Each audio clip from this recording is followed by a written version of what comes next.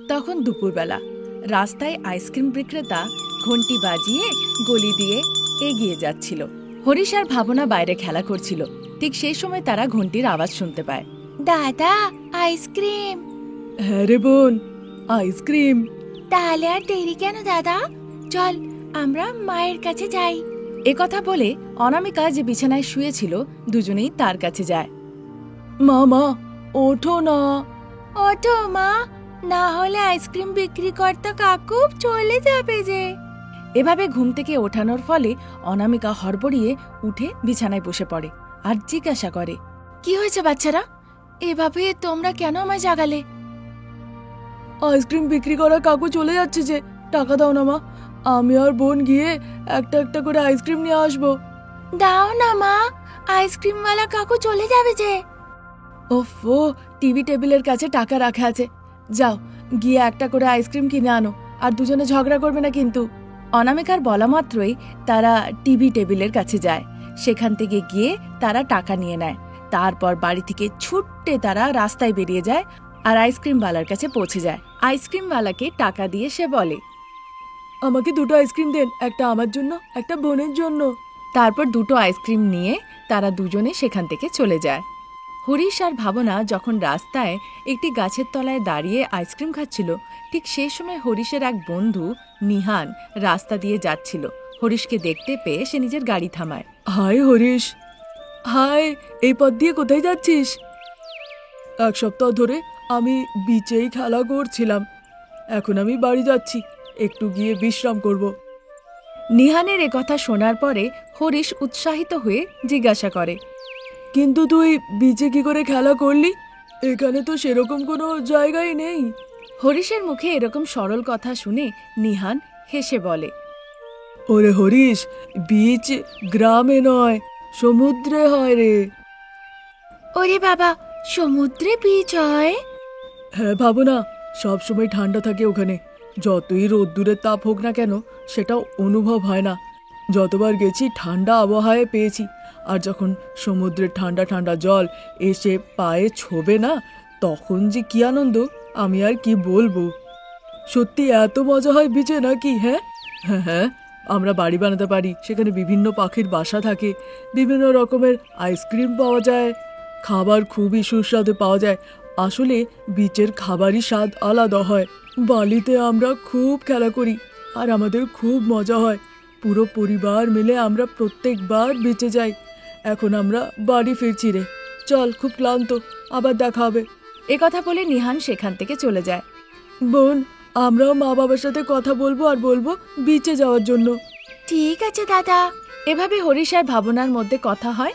তারপর তারা আইসক্রিম খেতে খেতে বাড়ি ফেরে। ওদিকে অনামিকা ফুলের বাগানের মধ্যেখানে একটা বেঞ্চ ছিল, সেখানে বসেছিল। হরিশ আর ভাবনা তার কাছে যায়। আইসক্রিম খাওয়ার পরে তোমাদের দুজনের পেট ঠান্ডা হয়েছে কিনা?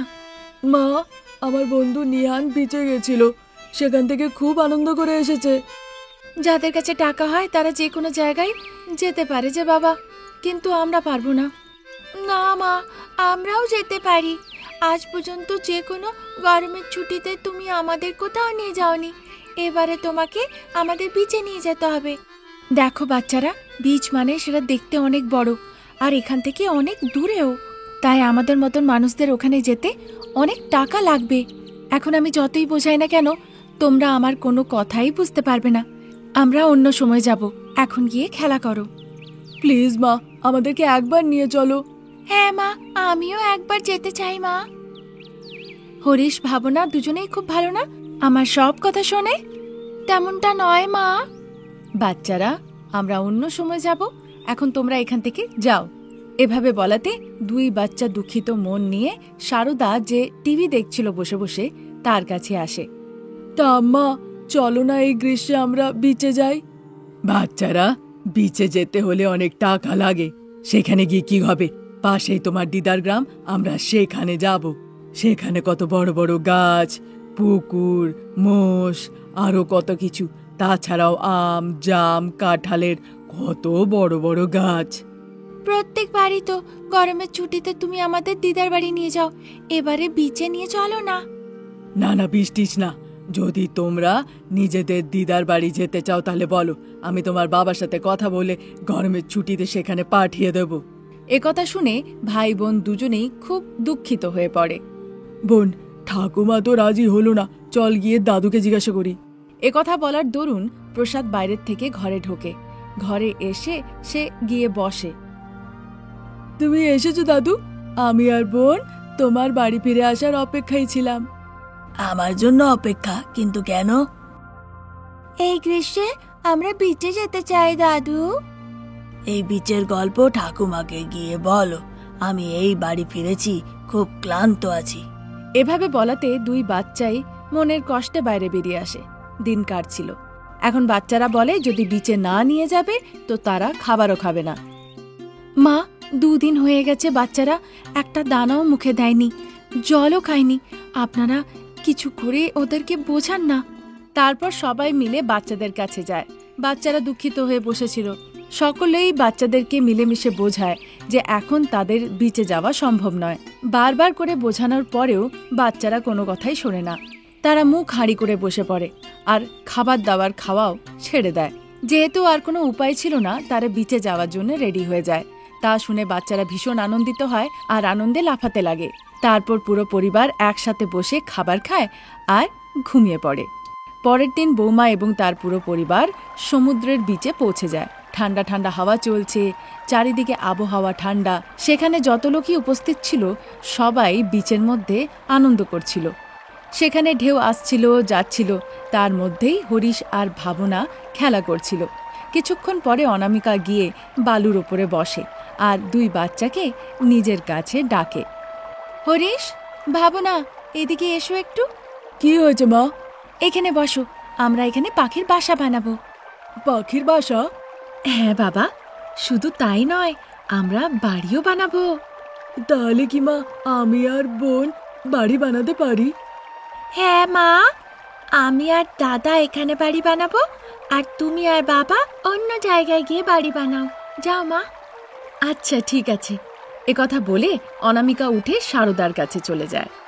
এই সমুদ্রে শাশুড়ি বৌমা যদি দৌড় প্রতিযোগিতা করে তাহলে কে জিতবে? আমি জিতবো আর কি। হ্যাঁ গো বাবা, মাই কিন্তু জিতবেন। শুধু তাই নয়, একটা পাথর পর্যন্ত যাওয়া। যত দূর নজর যাচ্ছে তত দূর যেতে হবে, তারপর সেখান থেকে আবার ফিরেও আসতে হবে।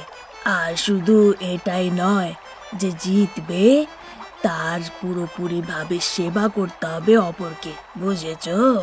প্রসাদের এই কথাতে সারদা পূর্ণভাবে নিজের মত দেয়। অনামিকা না চেয়েও সারদার কথায় মত দেয়।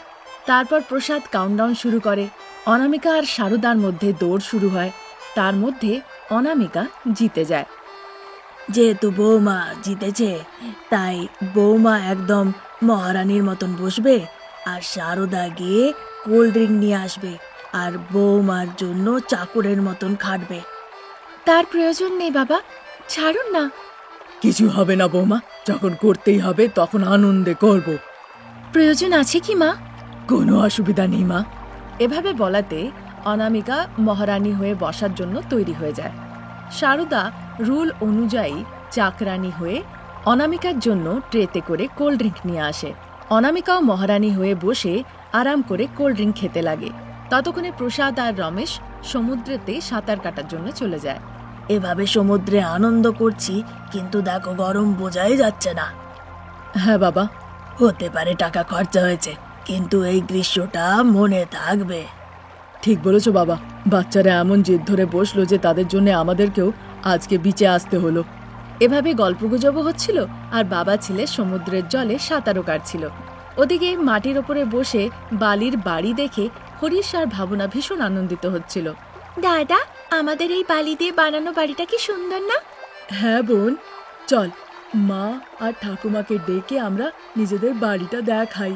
এই বলে তারা দুজনে ছুট্টে শাশুড়ি বৌমার কাছে যায়। গিয়ে নিজেদের বালি দিয়ে তৈরি বাড়ির কথা বলে। তারপর শাশুড়ি বৌমা সেখান থেকে উঠে বাচ্চাদের বালি দিয়ে তৈরি বাড়ি দেখতে আসে। বাচ্চারা খুব সুন্দরভাবে বাড়িটি বানিয়েছিল, তাতে সকলেই ভীষণ খুশি হয়। এভাবে বাচ্চাদের জেদের ফলে শাশুড়ি বৌমা এবং তাদের পুরো পরিবার বিচে যায় এবং সেখানে গিয়ে বিচের খুব আনন্দ নেয়। আনন্দ নেওয়ার পরে তারা সকলে একসাথে নিজেদের গ্রামে ফিরে আসে। তাহলে বাচ্চারা, তোমরা গরমের ছুটিতে কোথায় বেড়াতে গেছিলে? কমেন্ট করে নিশ্চয়ই জানিও। আজ এই পর্যন্ত। নতুন গল্প নিয়ে আবার হাজির হব। ততক্ষণের জন্য নমস্কার। খুব দামি হাসপাতাল। অপারেশন থিয়েটারের বাইরে লাল বাতিটি জ্বলছিল। বাইরে প্রসাদ আর রমেশ খুব চিন্তিত হয়ে দাঁড়িয়ে। সারদা খুব আরাম করে এসে তাদেরকে বলে, তোমরা এত চিন্তিত কেন? বৌমা মা হতে চলেছে, রমেশ বাবা হবে, তুমি আর আমি দাদু ঠাকুমা হতে চলেছি। এ তো আনন্দের কথা, তোমরা উল্টো চিন্তায় আছো। আমাদের আগে থেকে 2টি সন্তান আছে, তাই আমি ভীষণ চিন্তায় আছি। চিন্তা করিস না বাবা, বৌমার নর্মাল ডেলিভারি হবে। তাই তো 9 মাসের গর্ভবতী হওয়ার পরেও তার উপরে বিন্দুমাত্র দয়া করিনি। ঘরের সব কাজকর্ম করিয়েছি যাতে তার শরীরের সব নার্ভগুলো ভালো করে কাজ করে, শরীরে রক্ত চলাচল ভালো করে হয়। দেখবি বৌমার নর্মাল ডেলিভারি হবে। এ কথা বলছিলই ততক্ষণে ডক্টর কৌশল্যা তাদের কাছে রেগে মেগে আসে। মিস্টার রমেশ, এখানে সারদাকে? ম্যাডাম, আমার মা। এর মধ্যে সারদা ঢুকে বলতে লাগে, হ্যাঁ আমি ম্যাডাম। তাহলে কি বৌমার ডেলিভারি হয়ে গেছে? বাচ্চারা কেমন আছে? আপনার কি মাথায় এতটুকু বুদ্ধি নেই? বয়সে বড় বলে আমি আপনাকে কিছু বলতেও পারছি না। জানি না এই শাশুড়িরা বৌমাদেরকে এত ছোট নজরে কেন দেখে। ডাক্তার ম্যাডামের এভাবে বলাতে সারদা খুব অবাক হয়ে তার দিকে চেয়ে থাকে। কি হয়েছে ম্যাডাম? কোনো সমস্যা হয়েছে? সারদা ম্যাডাম, আপনার কোনো মেয়ে আছে? না ম্যাডাম, আমার শুধু একটি ছেলে, রমেশ। তাই জন্য আপনি যত শর্ত সব নিজের বৌমার মাথায় ঠেলে দিলেন। যেমনটা আপনার শাশুড়ি আপনার সাথে করেছিল, ঠিক তেমনটাই আপনি আপনার নিজের বৌমার সাথে করতে চান, তাই তো? ডাক্তার ম্যাডাম, এত রাগারাগি করবেন না। বলুন তো, বৌমা ঠিক আছে তো? বাচ্চারা সুস্থ আছে তো? তাদের সাথে কোনো সমস্যা হয়নি তো? সব রিপোর্টসই ঠিক আছে, কিন্তু চাইলেও আমরা নর্মাল ডেলিভারি করতে পারবো না।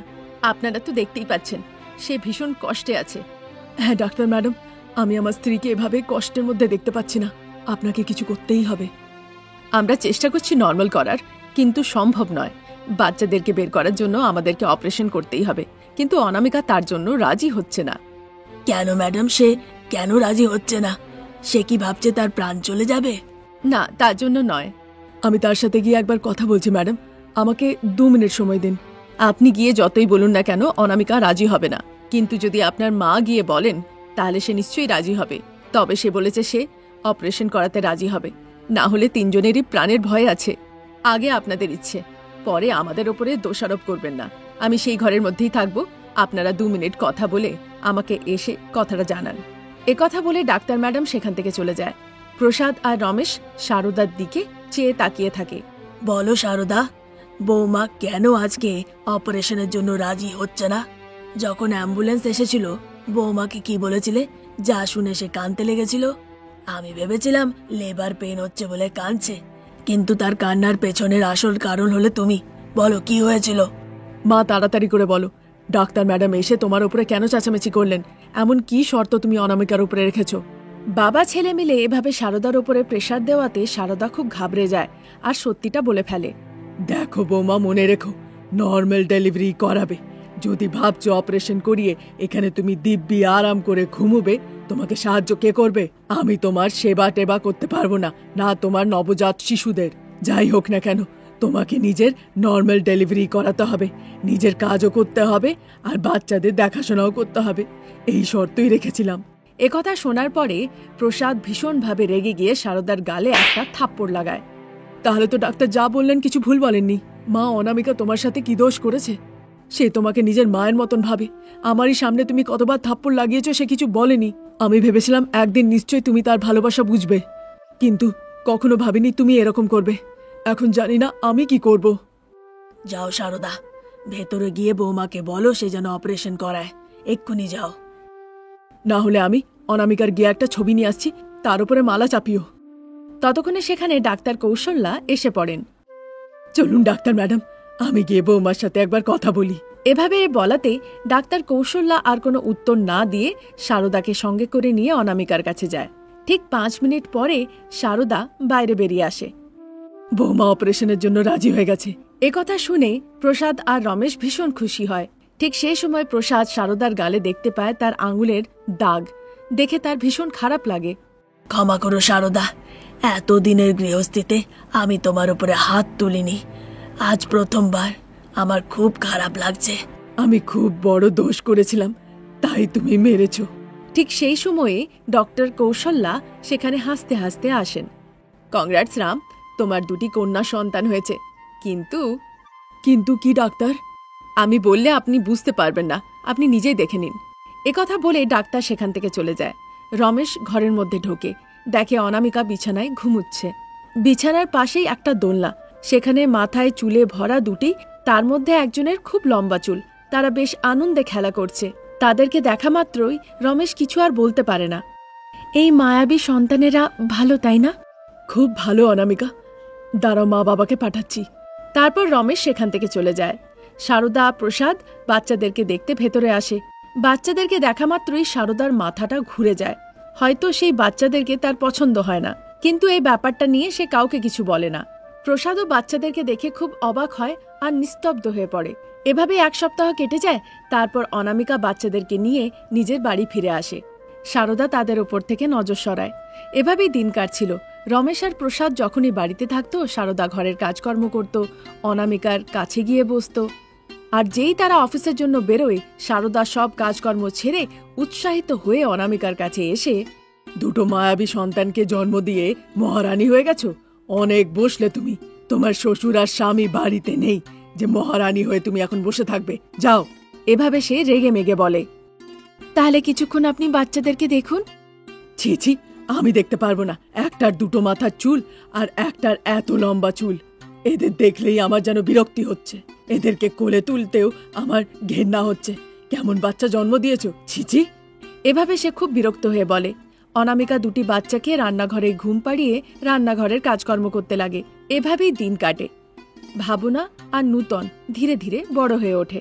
সারদা সব সময় অনামিকাকে অপমান করে তাকে খুব বকাবকি করত। এভাবে প্রতিদিন নিজের মাকে বকাঝকা খেতে দেখে ভাবনা আর নূতন একদিন ভীষণ রেগে যায়। আমাদেরকে দেখে তুমি ঠাট্টা করো, আমাদের মাকে মারো, এবার দেখো লাঠি, যাও গিয়ে ঠাম্মাকে মারো। এভাবে বলাতে ওই লাঠিটি হাওয়ায় উঠতে লাগে। ততক্ষণে সারদা সেখানে এসে পড়ে আর সারদাকে সে লাঠিটি বেধড়ম পেটায়। মার খেয়ে সারদা ভীষণ দুঃখিত হয়ে পড়ে। জলের কলসি হাওয়ায় উড়ে এসে ঠাম্মাকে ভিজিয়ে দাও। যেই না একথা বলা, হাওয়ায় উড়তে উড়তে 2টো কলস এসে পুরো জল সারদার ওপরে ফেলে দেয়। রেগে মেগে সারদা ভীষণভাবে চিৎকার চেঁচামেচি করে। তা দেখে বাচ্চারা হাসতে লাগে। আমার মায়ের ওপরে চিৎকার করবে, এবার দেখো। লঙ্কা পাউডারের কৌটো উড়ে উড়ে এসে ঠাকুমার ওপরে সব পড়ে যাও। একথা বলা মাত্রই লঙ্কার কৌটোটি হাওয়ায় উড়তে উড়তে সোজা সারদার কাছে এসে থামে। যেই না সারদা দেখে লঙ্কা পাউডারের কৌটোকে, সারদা দেখা মাত্রই ছুটতে শুরু করে। সেই লঙ্কা পাউডারের কৌটোটাও তাকে ধাওয়া করতে শুরু করে। দিদি, এবার দেখ, ও শক্তিশালী মোষ, কোথায় আছো? এসে আমার ঠাকুমাকে শিং দিয়ে গুতো।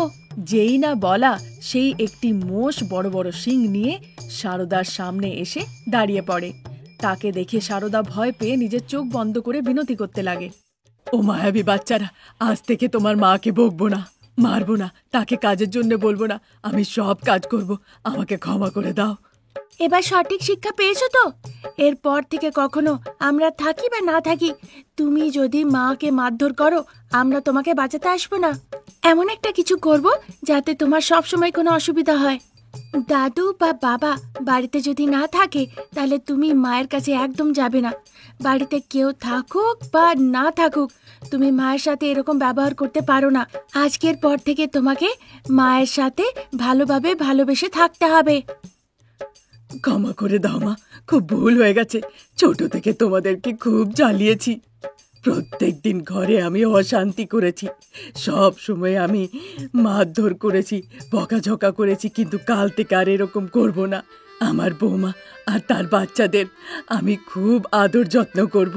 এবার আমাকে ছেড়ে দাও মা। এভাবে বলা মাত্রই সেখান থেকে 2টি মোষ অদৃশ্য হয়ে যায়। লঙ্কা গুঁড়োর ডাব্বাটাও সেখান থেকে গায়েব হয়ে যায়। সেদিন থেকে সারদা অনামিকার খুব যত্ন আত্তি করতে লাগে। সে কাউকে কিছু না বলেই ঘরের সব কাজকর্ম করতে লাগে।